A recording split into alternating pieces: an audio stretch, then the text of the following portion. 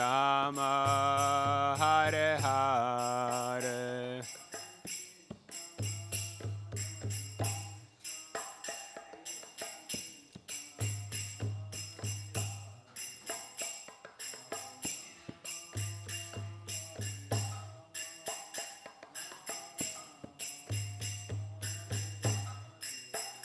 Prabhupada, Prabhupada, Prabhupada, Jaya Jaya Prabhupada.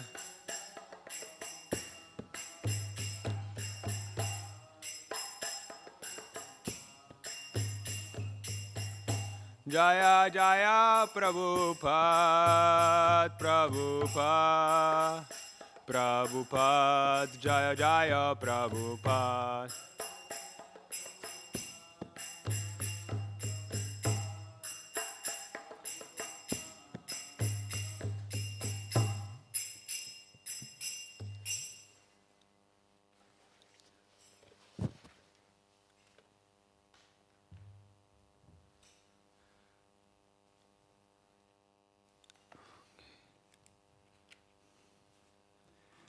Srila Prabhupada ki jai.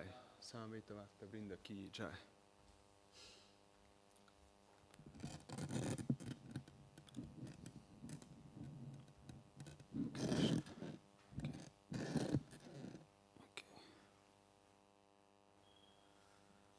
Om Namo Bhagavate Vasudevaya.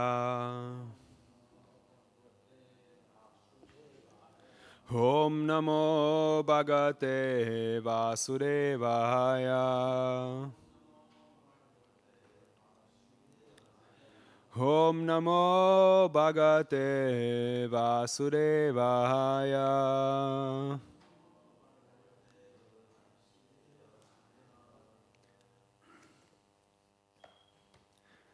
Hare Krishna, welcome to evening Bhagavad Gita class. First I would like to ask for blessings, all the devotees here, so that we can say something that's gonna help us in our path towards our goal, and it's gonna purify us in some capacity. So, yeah, we're at the 4th chapter, Transcendental Knowledge, text 23.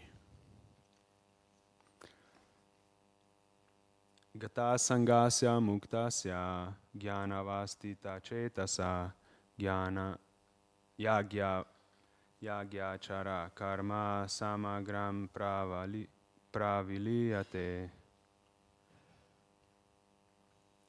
Okay, you have, okay, maybe you can repeat, yeah.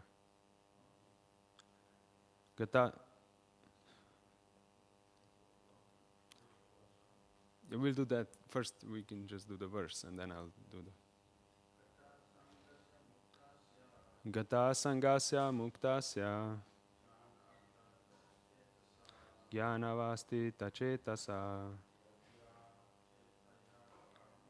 yagya charata karma samagram praviliyate.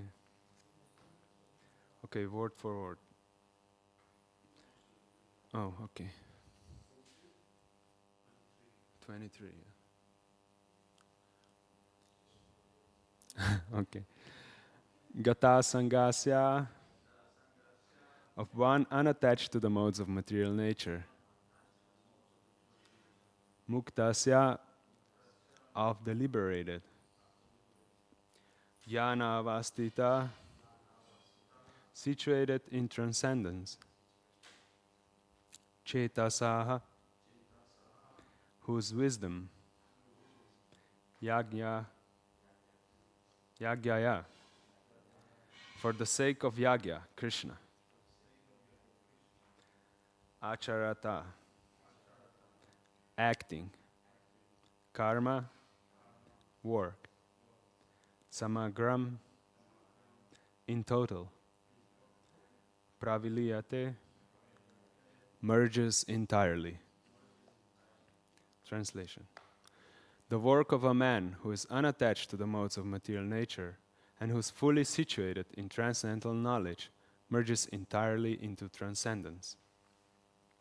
Purport. Becoming fully Krishna conscious, one is freed from all dualities, and thus is free from the contaminations of the material modes.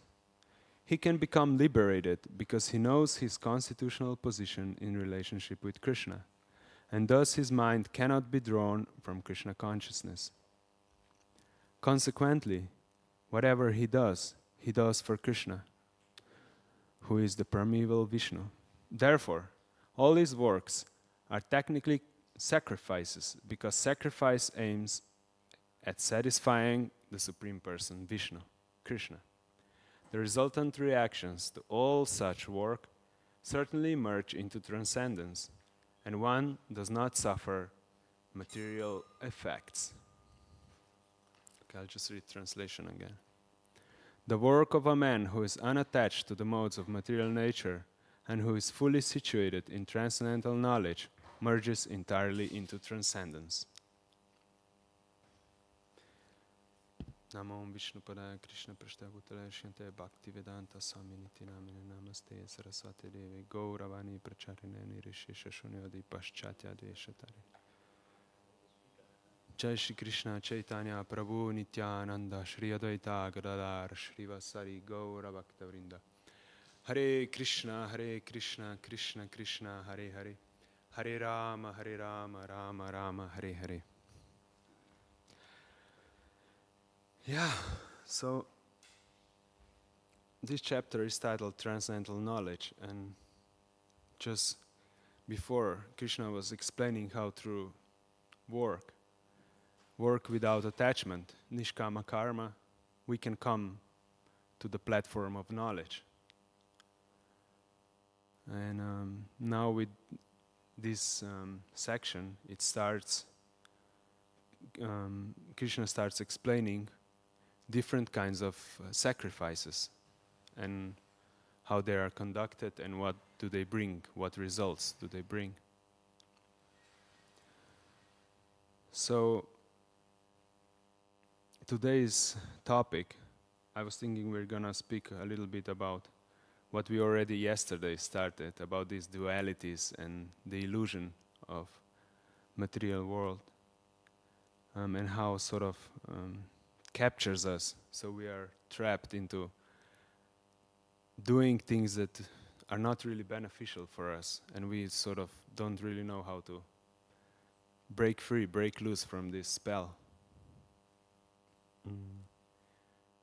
So we are embodied spirit souls, and these material bodies that we are in, they are under the control of three modes of material nature, which we all know are ignorance, passion, and goodness. So the lower we are, the lower our consciousness is, the lower we are situated in the modes. So we sort of associate with the mode of ignorance more than with other two, if we are really low on the conscious scale of consciousness. And the lower we are, the more we are controlled by the modes. So less free will we have, less space to exhibit our free will there is. I remember our uncle, he had a dog, and it was a female dog. And every year, at the end of summer, beginning of autumn, the male dog from the village would come, try to mate with this dog. And because the she-dog was kept inside, this male dog was just waiting outside in front of the house, in front of the driveway. And he would be there like few weeks at a stretch. He wouldn't bother rain or cold or hunger, thirst. He would be just waiting there, trying to get together with the lady. And before that, I was still, I didn't read Prabhupada's books yet at that time. It was like maybe I was about 10 years old or so when I saw this, heard about this. And I was thinking, wow, this dog must be so determined to sort of reach his goal. He's subjecting himself to such hardships. Yeah, and he was actually exhibiting some kind of sacrifice was there. He was exhibiting the symptoms of somebody who's very determined to reach his goal and willing to sacrifice his well-being for it, for the greater goal.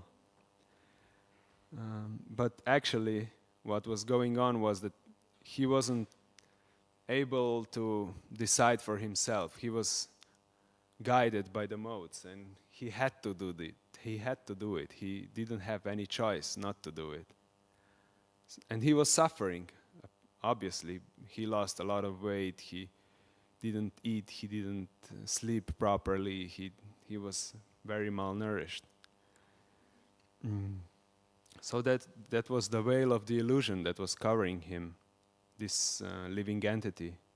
And he got this body of a dog to go with it, with his level of consciousness.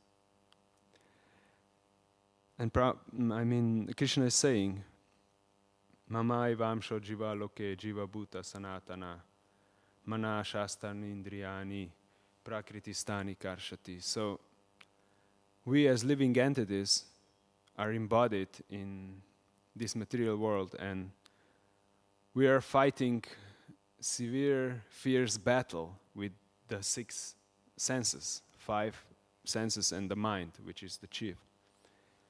And we are so identified with it that we cannot break loose on our own strength. And we subject ourselves to their sayings. I remember I was about 13, 15 years old, something like that. And I was at my neighbor's place.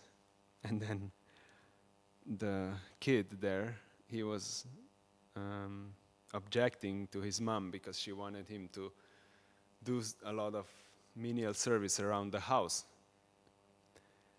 And he didn't want to do it. And he was like, I don't want to work. I'm not going to do anything. I'm just going to lay on the couch all day and not do anything. And then his mom said, that is also work. And I was thinking, wow, this is brilliant. I never thought about like laying on the couch is work. But it is. It takes some effort, right, to lay on the couch. It's not no work. There is something, some effort is there. And Radhanath Maharaj is explaining that even breathing takes some effort, which is then laying on the couch is additional to that, to breathing, right? It's a bit higher on the scale of effort. And he's saying how breathing also causes inconvenience to other living entities. Because when we breathe, these minute living beings, they are put into distress that are in the air. And all this distress, we are responsible for it. So we have to sort of pay for it, pay for what we did to them.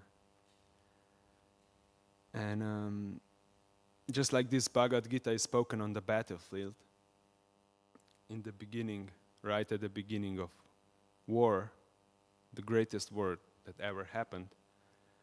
In the same way, our life is a war, and we are on the battlefield of this material nature. So even breathing causes violence to others, and what to speak of our sustaining ourselves, eating, building our shelters, going somewhere, securing the goods for our maintenance. It all causes a lot of suffering to other living entities in one way or another. And we always have to fight hunger, heat, cold. We have to fight time. We have to fight all kinds of distress. And why is it so? Because aham mameti, we identify with what we have. So, as the owner of this body and the enjoyer of these relationships that are sprouting from this body, we have to take on one side, both sides, or how to say, the whole packet, the whole deal. And that's just because we identify with this. And that's an illusion, that's not real.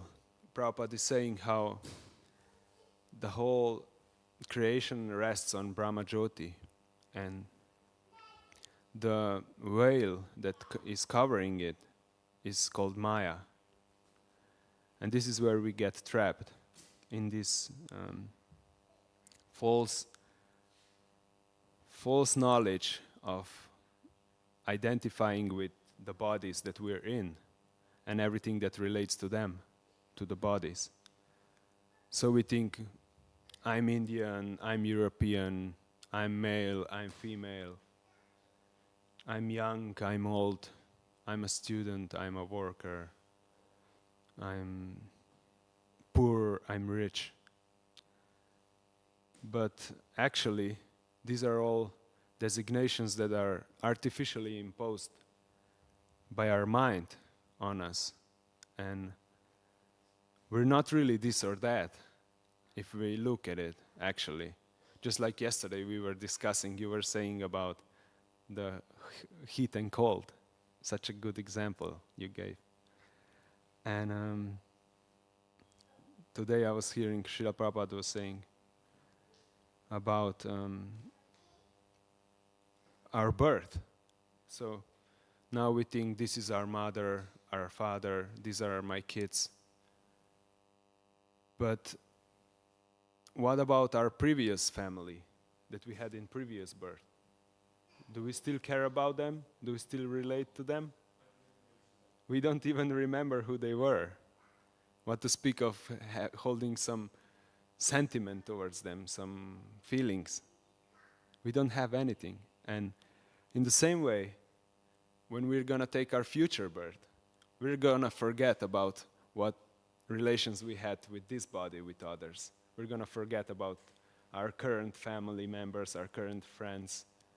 And so that means we are just at this time, for the time being, we are taking up these false identities. And we subject ourselves to so many hardships because of it. And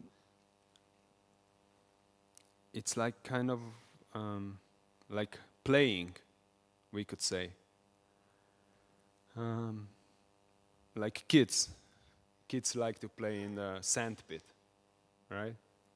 And they have their utensils there, and they build their castles and roads, and they drive their cars there and play with stones and whatnot. So we're also like that in this creation. And we want to play. And then Krishna says, all right, I'll let you play. And if you want to play, you play. No problem. And we are playing, and we are coming up with all these problems that we have to solve. Like, for instance,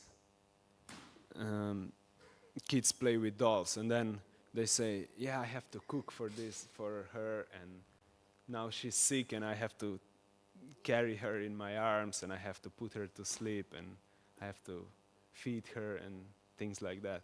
So they impose upon themselves these duties, which are actually not factual. And in this way we're playing also in the bigger sandpit, adult sandpit. And we have this Prabhupada says, self-imposed duties. So we just decide, I'm gonna have this profession, I'm gonna study this, then I'm gonna take a job, and I'm gonna marry this person, and we're gonna have a family, and we're gonna stay in this area. And so we imposed upon ourselves different goals that we have to fulfill. And in this way, life goes on, and 10 years go, and 20 years, and then all of a sudden, we have to leave this body.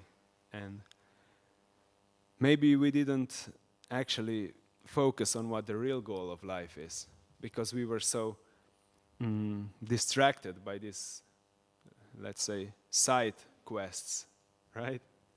We didn't even stop for a moment and look for what the real goal in life is and how to achieve it. So all these problems that are actually not about us at all. And Srila Bhaktisiddhanta Saraswati Thakur says, the only real problem in this world is lack of Krishna consciousness at large in the society. Everything else, there's no problem. It's not a real problem. And like Srila Prabhupada says many times, okay, we go and we get our education, we land a good job, we get a good deal with the landlord, so everything seems fine. Our car is getting paid off nicely, family is nice, kids are growing up, playing very joyfully. So we think, okay, we're doing good. And as Prabhupada puts it, we are winning the battles, but are we gonna win the war? That's the question.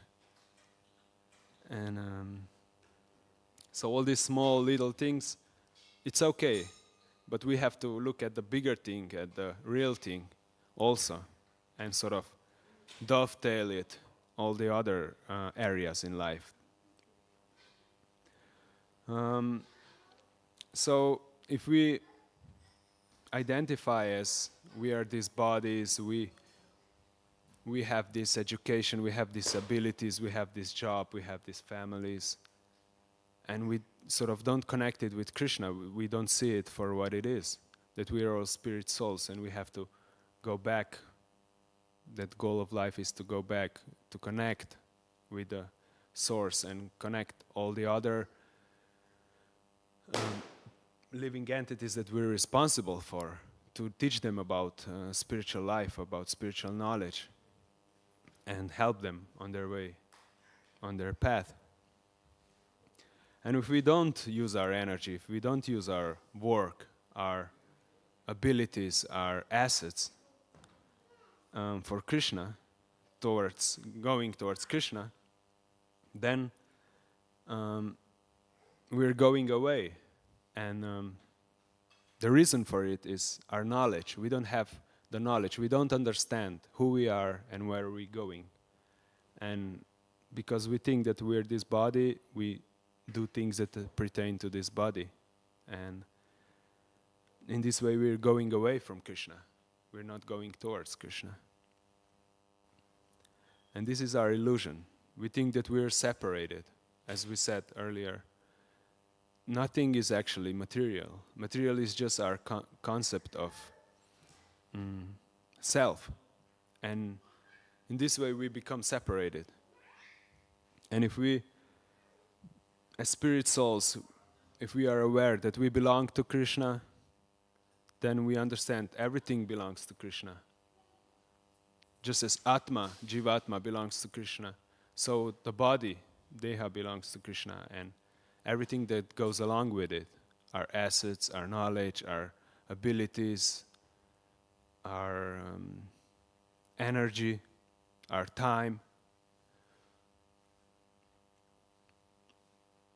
So if we are trying to uphold this false identification of proprietorship and enjoyment, we're gonna suffer because it's false, it's illusion. And then so many problems come from it. We think, for instance, do you own your property or you're renting it? You own it. Okay. So what's the good thing about it? That you don't have to pay rent, right? That's the sole purpose of owning a property.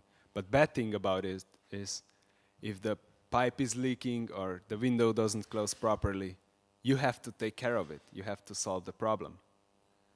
So that comes with it, with owning the property. But if you land it, then, okay, the bad thing is you have to pay rent. But the good thing is, if something is wrong, you just call the tenant. And he has to deal with it. So it's always, there are two sides to it. Whatever position we're in, it's never one side is good, the other side is bad.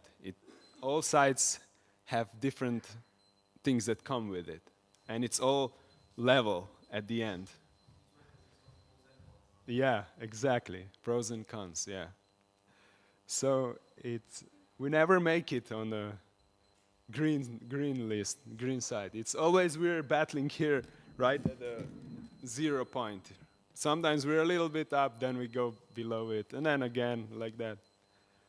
We're never in the green.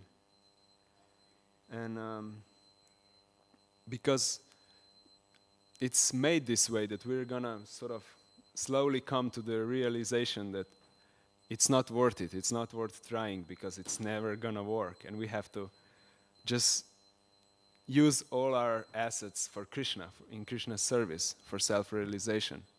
And then it starts to work. Then things start happening. Before that, we're just battling a lost battle. And when we start to use our things for Krishna,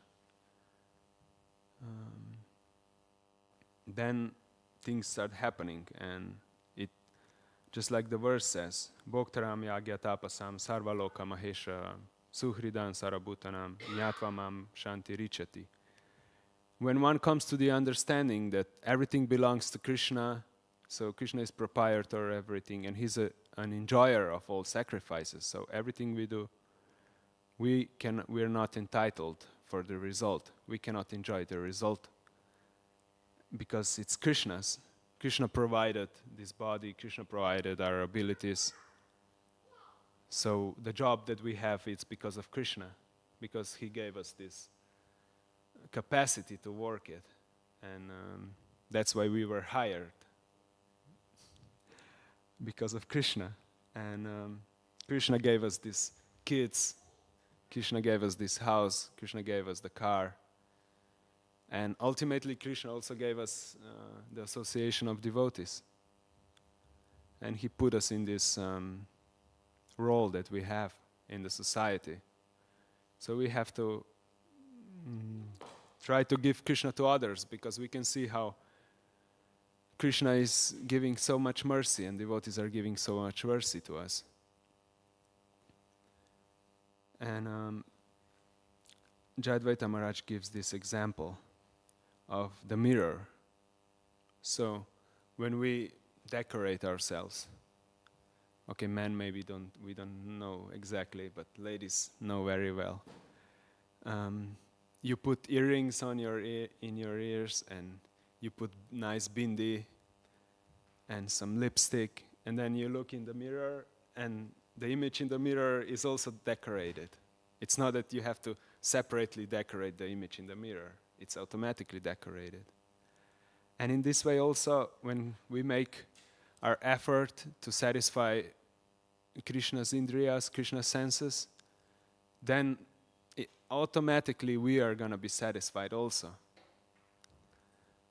So by using our car to come here today and sacrificing some time to come, and by utilizing our voices to sing, now it's going to be Gaurarati. And in this way, we become happy because Krishna is happy, because Krishna wants us to do it.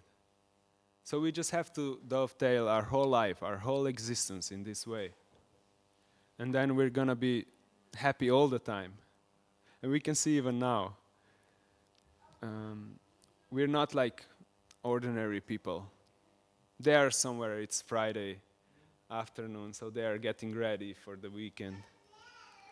But what we did, we decided to come here, to hear about Krishna, to glorify Krishna, to see Krishna, how he's dressed, how the pujaris opulently put flowers, flower decorations, and made nice arrangements. So we came to see and take part in glorifying Krishna.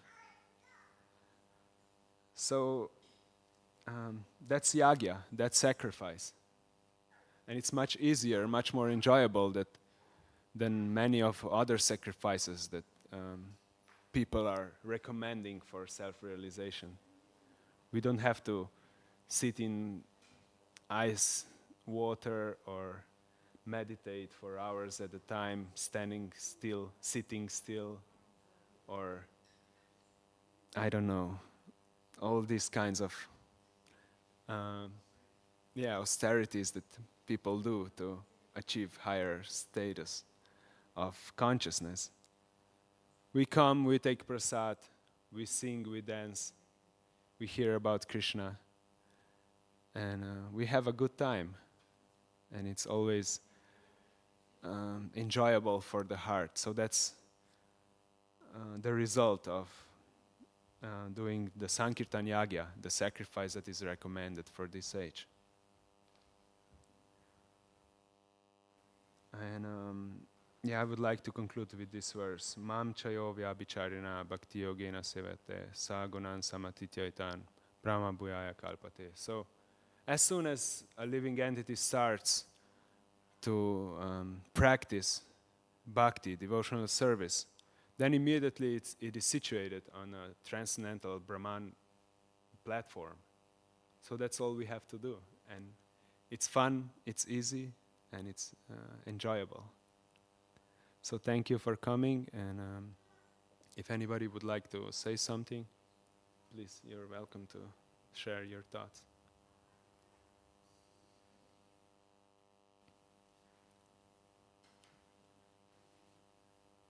Okay. So we're gonna conclude, and soon the altar is gonna open. Bhagavad Gita ki jai, Srila Prabhupada ki jai.